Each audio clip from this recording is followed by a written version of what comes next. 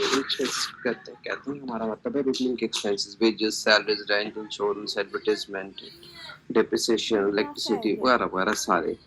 These expenses can be categorized into two categories. हम ये भी कह सकते हैं एडमिनिस्ट्रेशन और सेलिंग की। मैंने एग्जांपल दी थी कि फॉर एग्जांपल कोई बिजनेस है, उसके डिपार्टमेंट्स को हम उसके टोटल बिजनेस को दो कैटेगरीज में डिवाइड कर सकते हैं। दो डिपार्टमेंट्स में, एक एडमिनिस्ट्रेशन डिपार्टमेंट होता है, एक सेलिंग एंड डिस्ट्रीब्यूशन डिपार्टमेंट।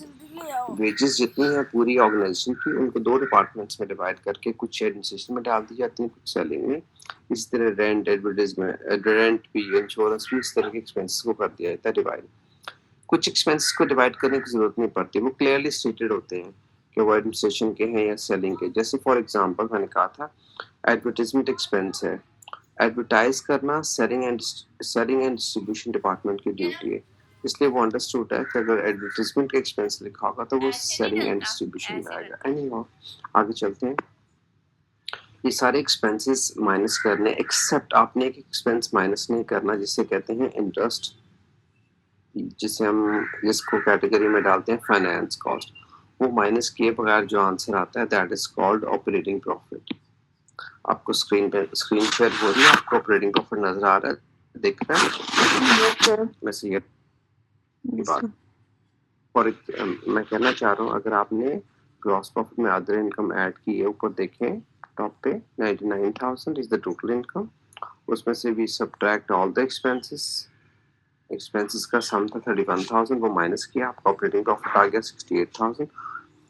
उसके बाद इस ऑपरेटिंग प्रॉफिट को हम प्रॉफिट फ्रॉम ऑपरेशंस भी कहते हैं और प्रॉफिट बिफोर इंटरेस्ट भी कहते हैं। अब इसमें से एक एक्सपेंस माइनस करने वाला रहता है, यानी कि interest falls under the category of finance. Finance cost का मतलब होता है अगर हमने कहीं से फाइनेंस लिया हुआ है, यानी कि कहीं से लोन लिया हुआ है, लोन्स या डिबेंचर्स इशू करके मनी बोरो की हुई है, तो उसके बदले जो हमने कॉस्ट देनी होती है, यानी कि इन सिंपल लैंग्वेज जो इंटरेस्ट देना होता है, that is the finance cost या इंटरेस्ट। वो माइनस कर देंगे तो आपका आंसर जो आ जाएगा that is called profit after interest या प्रॉफिट बिफोर टैक्स। इसमें से we have to pay tax, I mean the company has tax to the government. Tax suppose किया था हमने लास्ट क्लास में 4,000, और जो प्रॉफिट आफ्टर इंटरेस्ट आया था ना 60,200, ये होती है टैक्सेबल अमाउंट। इस पे गवर्नमेंट टैक्स कहती है कि टैक्स दे दें 1, 2, 5, 10% जितना भी गवर्नमेंट लेता है। टैक्स माइनस करने के बाद जो फाइनल आंसर आता है that is called profit for the year. यहाँ पर आपकी इनकम स्टेटमेंट खत्म हो जाती है। तो कंपनी अकाउंट की इनकम स्टेटमेंट सोल ट्रेडर या पार्टनरशिप की इनकम स्टेटमेंट से स्लाइटली डिफरेंट होती है। ये last tail and operating profit से ऑनवर्ड टोटल से डिफरेंट होते हैं। मैं चल रहा हूँ जी आज के लेक्चर की तरफ। Today we will do this question. ये क्वेश्चन करने लगे।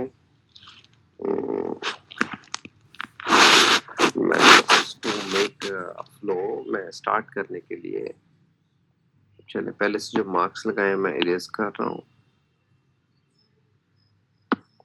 ताकि आप आसानी से क्वेश्चन पढ़ सकें। And I am going to read the question. The directors of Aston PLC provided the following financial information at 1st June 2013. Ordinary share capital था 5,000, share premium, revaluation reserve, retained earning, land, और उसके बाद है on 1st July 2013 800,000 debentures were issued. Company ने लोगों को, जो आपके लिए काम की बात जो मैं सवाल पूछने लगा हूँ आप लोगों से, आपके लिए रेलेवेंट बात ये है, मैं उसे येलो से हाईलाइट कर रहा हूँ। On 1st July 2013 800,000 8% debentures were issued. आप सिर्फ वो बात, उस बात पर फोकस करें जो मैंने आपको पढ़ाया लास्ट क्लास में कि कंपनी अगर डिबेंचर्स इशू करे इसका मतलब होता है कंपनी ने पब्लिक से, लोगों से लोन ले लिया है और उसकी वैल्यू है 1800,000, 18 लाख का लोन ले लिया। और लोन कब लिया है, डेट गौर करें, 1st जुलाई 2013 को लोन लिया है। It's an 8% debentures. 8% का मतलब है कंपनी इज बाउंड टू पे 8% इंटरेस्ट एनुअली। कंपनी हर साल इन डिबेंचर्स के बदले अब लोगों को 8% इंटरेस्ट देगी। अच्छा आगे देखते हैं। For the year ended 31st of May 2014 second important बात आपके लिए कि ईयर एंडिंग, इस क्वेश्चन में ईयर एंड हो रहा है 31st of May 2014। Profit from operations was 3752। इन लोगों ने आपको इनकम स्टेटमेंट सारी बना के दे दी हुई, सिर्फ टेल एंड तक पहुंच गए हैं। प्रॉफिट फ्रॉम ऑपरेशंस दे दिया हुआ है, यानी कि इन्होंने ग्रॉस प्रॉफिट में से सारे एक्सपेंसेस माइनस कर दिए हुए। अब आपने इसमें से सिर्फ इंटरेस्ट और टैक्स माइनस करना है, तो आपकी इनकम स्टेटमेंट कंप्लीट हो जाएगी। लास्ट लाइन है, the tax for the year was 25% of the profit before taxation. ये भी मैं हाईलाइट कर रहा हूँ, 25% आपने टैक्स पे करना है। रिक्वायर्ड है prepare income statement for the year ended 31st May 2014। जितनी इन्फॉर्मेशन पड़ी है और हाईलाइट की है, सिर्फ आप इनको गौर करें। बाकी जो ऊपर शेयर कैपिटल और शेयर प्रीमियम वगैरह गिवन, उनका कुछ नहीं करें फिलहाल। I want you people to prepare income statement section, that section which is still to be made, यानी कि ऑपरेटिंग प्रॉफिट से शुरू हो जाए और लास्ट सेक्शन मुझे बना के दिखाएं, लास्ट पार्ट।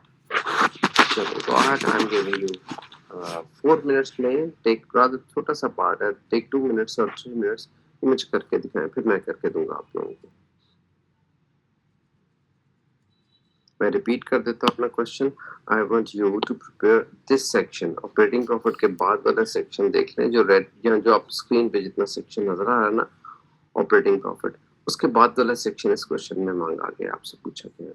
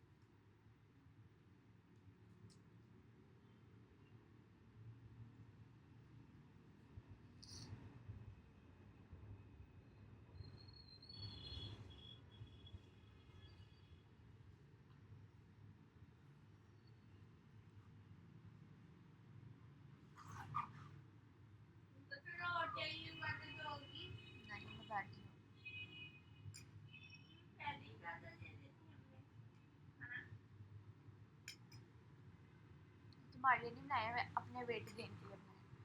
वेट गेन कौन करता है यार?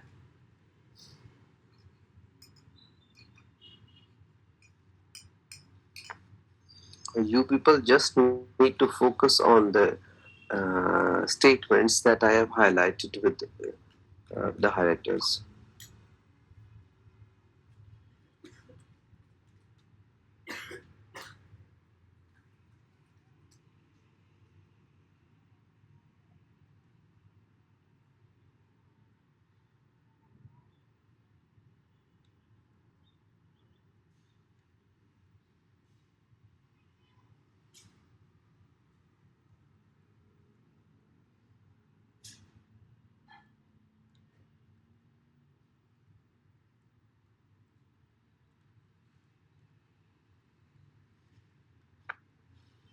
जी, किसी ने कोई एक आधा स्टेप किया, चाहे गलत चाहे ठीक, प्लीज बताएं मुझे।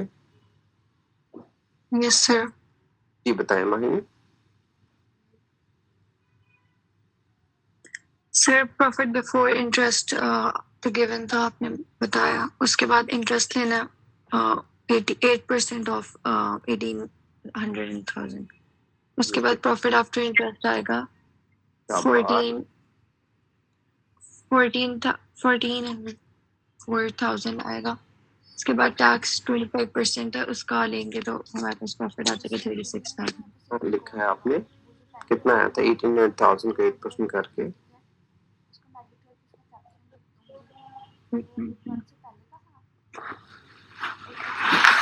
फिर 144,000 8%। हाँ, अब इसको क्या एडजस्ट करने की जरूरत है कि नहीं? एक और इसमें ट्रिक है, हल्की सी ध्यान से जरा डेट गौर करें, इंटरेस्ट ठीक कैलकुलेट करके बताएं। ध्यान से डेट जरा गौर करें। जी इंटरेस्ट की बात कर, आपकी आवाज लग की है माही जी। हिजाब आप भी बताएं। हाँ इंटरेस्ट पूछ रहा हूँ, देखो इसमें कुछ एडजस्टमेंट है, थोड़ी सी ध्यान से डेट गौर करो। ओ यस सर, देखिए एक सेकंड। हाँ जी, कंपनी ने डिबेंचर्स कब इशू किए, जरा डेट पे गौर करें। 1 जुलाई। And when is the year ending? 31st of May। 31st May। यानी कि कंपनी ने ये बोरो कब किए पैसे? 1 जुलाई को, और साल एंड हो रहा है 31st of May को। जी everyone, tentative, let's do it together. ये देखिएगा जिसका सॉल्यूशन भी आपको स्क्रीन पे दिख रहा है। I actually asked you to prepare this part of the income statement. So I wanted you to extract this tail end of the income statement, जिसमें you were supposed to start with the operating profit. Operating profit इस question में दे दिया था, highlight करके बता दिया। It's 3,752,000, 37,52,000, या यूं कह लें 3,752,000। ऑपरेटिंग प्रॉफिट में से हमने माइनस करना होता है इंटरेस्ट यानी कि फाइनेंस कॉस्ट। कंपनी ने कितना कर्जा लिया था स्टूडेंट्स? 1800,000 कंपनी ने बोरो किया था and 8% is the interest rate. Students अगर आप सिंपली 1800,000 मैं स्क्रीन पे वर्किंग भी शो करने लगा हूँ विद पर्पल पेन। 1800,000 का अगर आप 8% कैलकुलेट करें यू गेट 144,000। तो ये इंटरेस्ट बनता है, but this is annual interest, पूरे साल का। ये रेट हमेशा एनुअल होता है, एनुअल रेट है। लेकिन कंपनी ने ये लोन लिया कब था, डिबेंचर्स इशू कब किए थे? आप डेट गौर करें, on 1st July. So company issued debentures on 1st July, यानी कि company borrowed money on 1st July, और इस क्वेश्चन में ईयर एंड हो रहा है 31st of May तक। सॉरी 31st of May को एंड हो रहा है। अगर आप पूरा मंथ्स काउंट करें, एक साल पूरा नहीं हुआ, 11 मंथ्स हुए हैं। आपके लिए मैं मंथ्स भी काउंट कर देता हूँ, जरा स्क्रीन पे देखिएगा। पार्ट ए जहाँ लिखे है उसके नीचे लिख रहा हूँ, जुलाई, अगस्त, सितंबर, अक्टूबर, नवंबर, दिसंबर, फिर जनवरी, फरवरी, मार्च, अप्रैल, मई। अब इन्हें काउंट करते हैं कितने महीने बने। ग्रीन पेन से मैं निशान लगा रहा हूँ, सर्कल कर रहा हूँ। जुलाई 1, अगस्त, सितंबर, अक्टूबर, नवंबर, दिसंबर, जनवरी, फरवरी, मार्च, अप्रैल और मई। 1 2 3 4 5 6 7 8 9 10 11।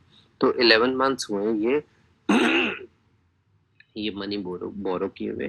तो कंपनी इज सपोज टू पे इंटरेस्ट ऑफ 11 मंथ्स ओनली। तो आप लोग क्या करोगे, 144,000 जो कि पूरे साल का इंटरेस्ट बनता है, into 11/12 we will get the interest for the 11 months which makes 132,000।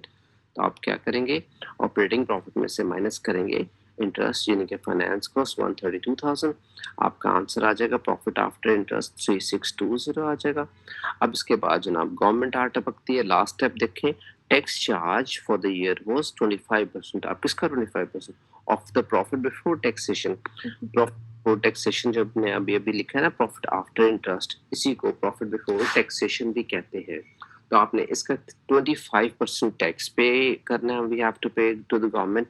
सो 3620 का 25% मेक्स 905, और 905 माइनस कर देंगे तो आपका प्रॉफिट आ जाएगा, profit for the year 2715। That's it, income statement and हो जाएगी।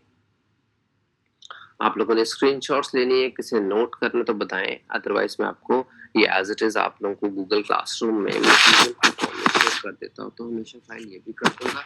अगर कोई मुझे कहता है कि सर यहाँ पे रुके, मैंने लिखना है, तो मैं रुकूंगा, अदरवाइज मैं स्क्रीन आगे लेके जा रहा हूँ।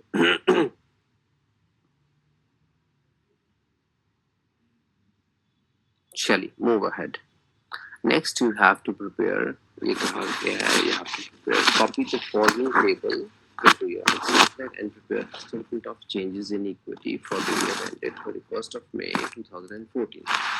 Now, third statement of changes in equity is the third financial statements. अभी तक financial statements sorry. अभी तक आप लोगों ने इससे पहले दो फाइनेंशियल स्टेटमेंट्स पढ़ी हैं, एक इनकम स्टेटमेंट और दूसरी बैलेंस शीट यानी कि स्टेटमेंट ऑफ फाइनेंशियल पोजीशन.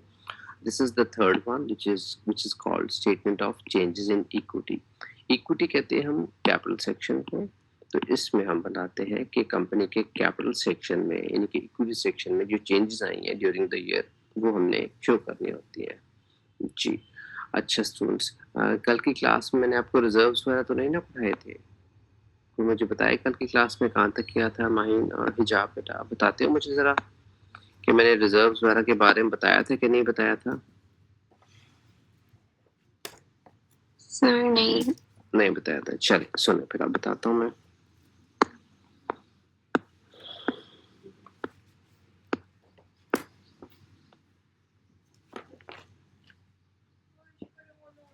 चलिए मैं नया पेज ओपन कर लेता हूँ, वहां पे बता देता हूँ.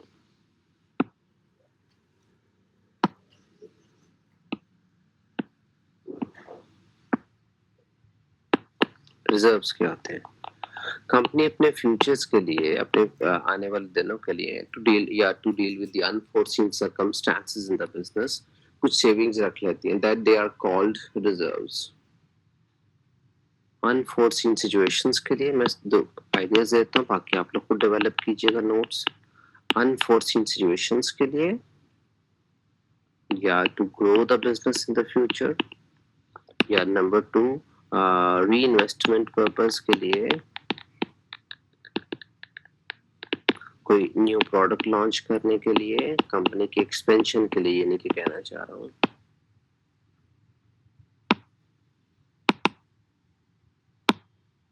न्यू प्रोडक्ट लॉन्च करने के लिए, आई मीन एक्सपेंशन कहना चाह रहा हूँ. इन पर्पसेस के लिए, या एक और लिख के देता हूँ, to pay dividends to the shareholders. कल को कंपनी के पास पैसे, जैसे हम लोग अपने सैलरीज में से, आपके पापा पेरेंट्स या आप लोग या मैं, हम लोग अपने सैलरीज में से, अपनी इनकम में से थोड़ी थोड़ी सेविंग्स रख लेते हैं कि फ्यूचर के लिए कल को कोई जंग लगे, प्लान सूरत हो जाए तो हमारे पास कुछ पैसे हम खर्च कर सके. तो कंपनी भी फ्यूचर के लिए सेविंग्स कर लेती है, फ्यूचर के लिए अपने शेयर होल्डर्स को डिविडेंड पे करने के लिए, टू पे डिविडेंड्स, या इन्वेस्टमेंट कंपनी बड़ी करने के लिए, नई मशीनरी खरीदने के लिए, या कोई एक्सीडेंटल सिचुएशन को डील करने के लिए कंपनी हर साल अपने प्रॉफिट में से कुछ रिजर्व्स बचा के रख लेती है. फॉर एग्जांपल, ये मैं एग्जांपल दे रहा हूँ, इसका प्रीवियस वाले एग्जांपल से कोई ताल्लुक नहीं है. This is a new example. In a certain year, suppose the company made a profit for the year. जैसे देख के पढ़ना है. किसी एक सर्टेन ईयर की बात कर रहा हूँ. सपोज कंपनी ने प्रॉफिट कमाया 60,000. कंपनी उसमें से अपने फ्यूचर के लिए जनरल रिजर्व रख लेती है कि लेट्स सपोज कंपनी के डायरेक्टर्स डिसाइड किया to keep a reserve of 12,000. ये रिजर्व निकाल लिया, इस प्रॉफिट में से ब्रैकेट्स इसलिए कर रहा हूँ, उसमें से निकाल के एक दूसरे रिजर्व पे सेविंग के लिए रख लिया. ठीक है. फिर कंपनी क्या करती है, कुछ डिविडेंड्स पे कर देती है अपने शेयर होल्डर्स को जिन लोगों ने कंपनी में पैसे इन्वेस्ट किए होते हैं.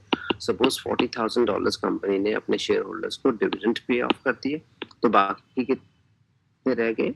60 में से 12 और 40,000 आप माइनस करें तो यू आर लेफ्ट विद 8,000. जो फिर रह गया कंपनी ये रिटेन कर लेती यानी कि रख लेती है री इन्वेस्टमेंट पर्पस के लिए. ये भी सो कंपनी ने दो रिजर्व्स रख लिए हैं, मैं आपको दोनों को मार्क कर देता हूँ यहाँ पे. नंबर 1 जनरल रिजर्व और नंबर 2 रिटेन प्रॉफिट. ये दो रिजर्व रख लिए. These two reserves are called revenue reserves. 1 and 2 ये जो रिजर्व्स रखे हैं, reserves are called revenue reserves. तो व्हाट आर रेवेन्यू रिजर्व्स? उनको डिफाइन कर for reinvestment purpose, unforeseen situations, growth और डिविडेंड पे करने के लिए फ्यूचर में रख लेते हैं. एनीवे, प्रॉफिट में से स्टूडेंट्स फिर से देखो एग्जांपल. अगर company had made a profit of 60,000 during the year, तो कंपनी ने उसमें से जनरल रिजर्व निकाल लिए 12,000 और 40,000 के डिविडेंड पे करना. बच गया प्रॉफिट, रिटेन प्रॉफिट जो एंड में रह गया है, मैं इसे कहता हूँ स्टूडेंट्स को समझाने के लिए कि बचा हुआ प्रॉफिट जो बच गया, that is called retain profit. यहाँ से हम लोग शुरू करते हैं जी, आगे बात उस सवाल पे चलते हैं जहाँ हम थे। ये देखिएगा जी, लुक एट दिस क्वेश्चन। अब चलते हैं क्वेश्चन के शुरू में जो डेटा प्रोवाइडेड था। I'm going to read the question from the very first line. The directors of Aston PLC provided the following information at 1st June 2013. On that date, the share capital was 25,000. Actually, these values are in millions. Put on the top, they have put 3 zeros, which indicate that all the values given below are in thousand. Basically, ये 25,000 है, यानी कि 25 million है, यानी कि ये 25 million बन जाता 2 करोड़ और 50 लाख। ओके, सो ऑर्डिनरी हम जीरोस इग्नोर करेंगे, उस जीरो टॉप पे डाल देंगे, बस सिंपली कहेंगे थाउजेंड्स में वैल्यू बोलेंगे। Ordinary share capital on that date, किस डेट पे? स्टूडेंट्स मेरी बातें ध्यान सुनेगा, ऑनलाइन क्लास है, लेस इफेक्टिव होती है, लेस कम्युनिकेशन स्ट्रांग होती है, इसलिए ध्यान से। साल के शुरू में यानी कि 1 जून 2013 को शेयर कैपिटल 25,000 था, यानी कि उस दिन तक, किस दिन तक? इस साल के शुरू तक कंपनी ने पब्लिक को शेयर्स इशू कर करके अभी तक, कब तक? 1 जून 2013 तक इतना शेयर कैपिटल कलेक्ट किया हुआ था लोगों से, ठीक है। और उस वक्त कंपनी के पास शेयर प्रीमियम पड़ा हुआ था 5,000। अभी पढ़ाऊंगा शेयर प्रीमियम क्या होता है। और रिवैल्यूएशन रिजर्व, आप अच्छी तरह very much you are familiar, revaluation reserve 1000 था। जब एसेट की वैल्यू बढ़ती है तो ये रिजर्व क्रिएट होता है। और रिटेन्ड अर्निंग, लास्ट ईयर का बचा हुआ प्रॉफिट 2950 था, जो अभी भी पढ़ाया, जो प्रॉफिट में से जनरल रिजर्व और डिविडेंड माइनस करने के बाद जो बच जाता है। तो लास्ट ईयर के एंड में नोट डाउन, मैं पहले वाले मार्क्स रेज करने लगा हूँ, येलो जो लगाए हुए ढेर सारे हाईलाइटर्स, ताकि आप इजीली मेरी बात पे फोकस कर सको। So just focus on the areas that I'm going to highlight with the green highlighter now this time. Okay, so retained earning का balance at the start of the year was 2950. इनके पिछले साल का बचा हुआ profit, जो अभी भी बता रहा था मैं कि प्रॉफिट में से रिजर्व्स, जनरल रिजर्व और डिविडेंड पे करने के बाद जो बच गया था वो पड़ा हुआ था 2950। ठीक है, okay, let's start.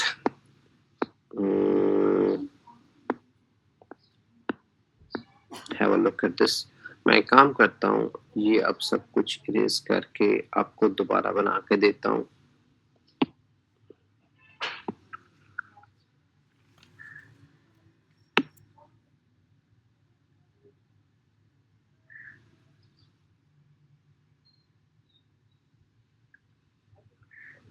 I've erased all the values. Let's do it again. जी students, at the start of the year यानी कि 1 जून 2013 को ऑर्डिनरी शेयर कैपिटल पड़ा हुआ था 25,000। ये statement of changes in equity है, एज आई टोल्ड यू। इसमें हम बताते हैं the changes which took place in the equity part of the company. Equity में कौन कौन सी चीजें आती हैं? इक्विटी में आ जाते हैं आपका शेयर कैपिटल और सारे रिजर्व जो अभी भी बताए ना, ये वाले, ये जनरल रिजर्व, रिटेन प्रॉफिट। मैं यहाँ पे लिख के दोबारा आपको देता हूँ कि इक्विटी सेक्शन में we deal with these things.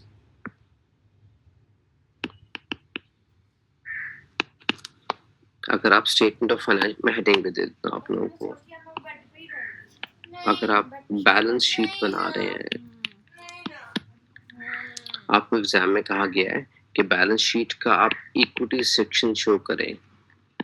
ये मैं आपको बैलेंस शीट का एक्सट्रैक्ट बना के दे रहा हूँ। इक्विटी सेक्शन का मतलब होता है कैपिटल सेक्शन। तो इक्विटी में कंपनी के पास कैपिटल कहाँ से आता है? लोगों को शेयर्स इशू करके कंपनी कैपिटल रेज कर लेती है, यानी कि शेयर कैपिटल होता है। और कंपनी लोगों को ना शेयर्स महंगे बेच के, अभी ये चीज़ पढ़ाऊंगा, प्रीमियम पर बेच के एक्स्ट्रा रिजर्व इकट्ठा कर लेती है, एक्स्ट्रा पैसे लोगों से कमा लेती है, या कैपिटल रेज हो जाता है, that is called share premium. इसी तरह revaluation reserve, you are very much familiar with this. जब एसेट की वैल्यू इंक्रीज हो जाती है तो ये कंपनी के पास उनका कैपिटल बढ़ जाता है, और company general reserve future use के लिए रख लेती है। और एक और रिजर्व जो भी पढ़ाया रिटेन्ड अर्निंग या retained profit, it's one and the same thing.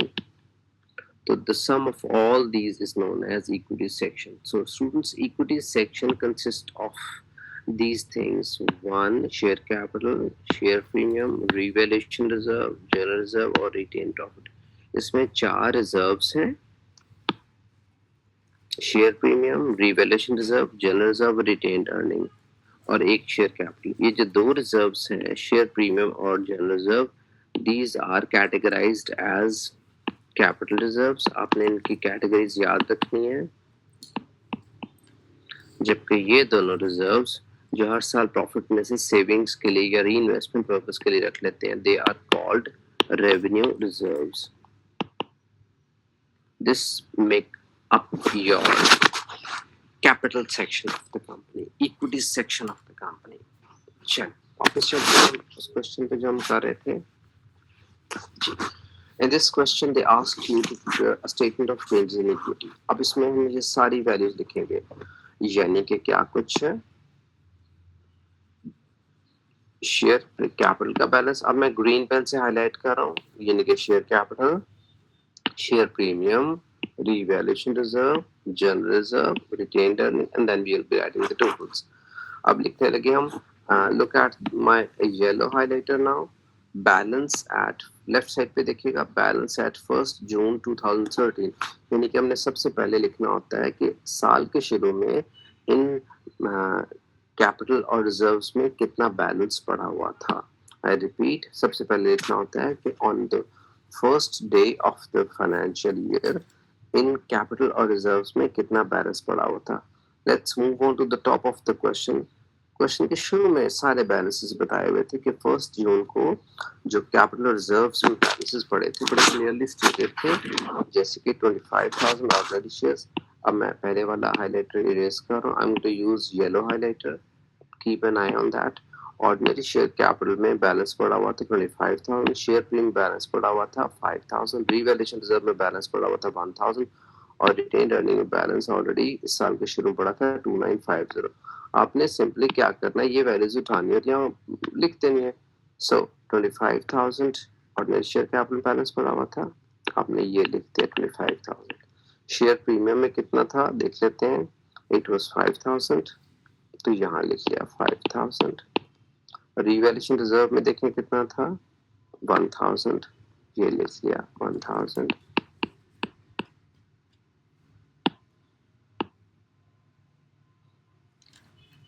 Ji, retained earning में कितना बैलेंस था 2,950. जनरल रिजर्व में स्टूडेंट्स कोई बैलेंस नहीं पड़ा था, तो आपने डैश लगा दिए विच इंडिकेट्स नील, कोई वैल्यू नहीं थी. अब हमने क्या करना है, इनका टोटल करना है. ये जो हमने सारी वैल्यूज लिखी हैं इनकी एक्सट्रीम राइट साइड पे जहाँ पे टोटल कॉलम है, there we are suppose to write the totals.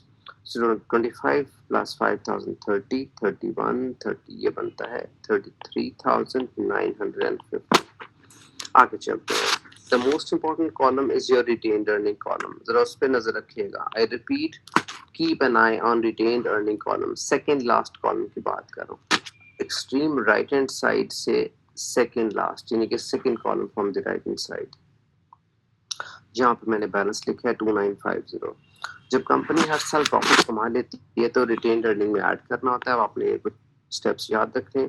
इस क्वेश्चन में प्रॉफिट फॉर द ईयर हमने कैलकुलेट किया था, आप स्क्रीन पे देख भी सकते हो. हमने ऑपरेटिंग प्रॉफिट में से इंटरेस्ट और टैक्स माइनस करने के बाद प्रॉफिट आ गया था, जिससे मैंने ब्लू से हाईलाइट किया हुआ है 2,715.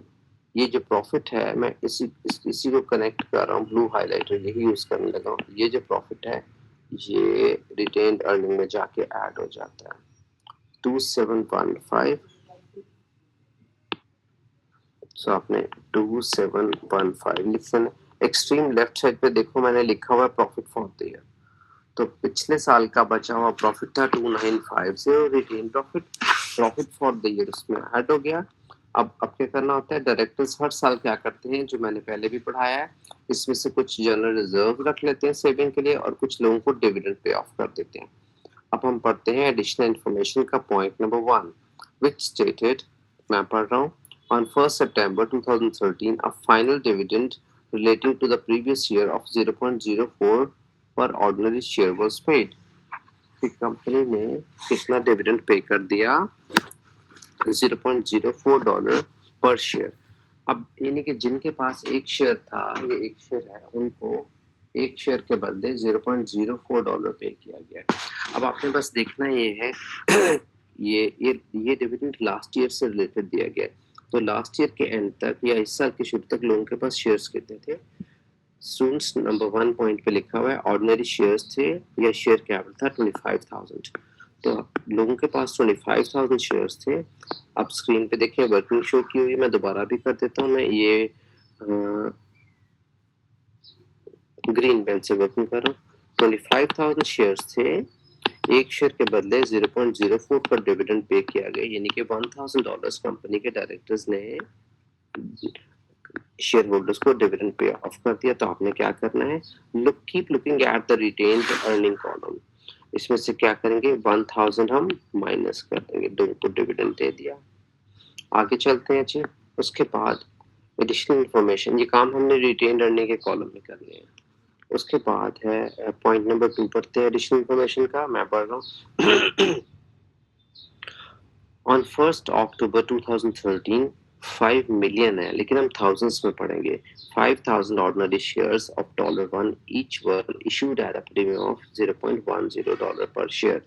तो क्या किया कंपनी के डायरेक्टर्स ने, कंपनी ने 5,000 शेयर्स और इशू कर दिए हैं $1 ईच। मैं जिन बातों को हाईलाइट कर रहा हूँ फोकस कीजिएगा। ऑफ $1 हाईलाइट कर दिए। At a premium of 0.10, at a premium का मतलब होता है नॉमिनल, यानी कि नॉर्मल वैल्यू, इसको नॉमिनल वैल्यू कहते हैं। शेयर की जो नॉर्मल प्राइस होती है this is called nominal value.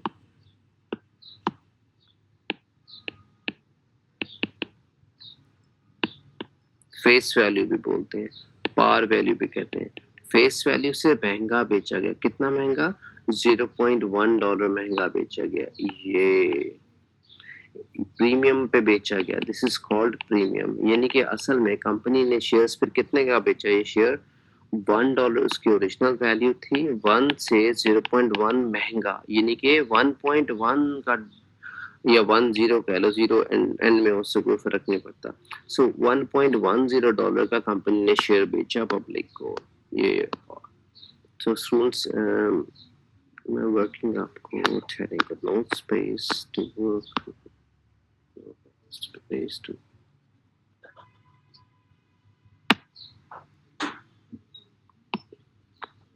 so company issued 5,000 shares बेचे हैं।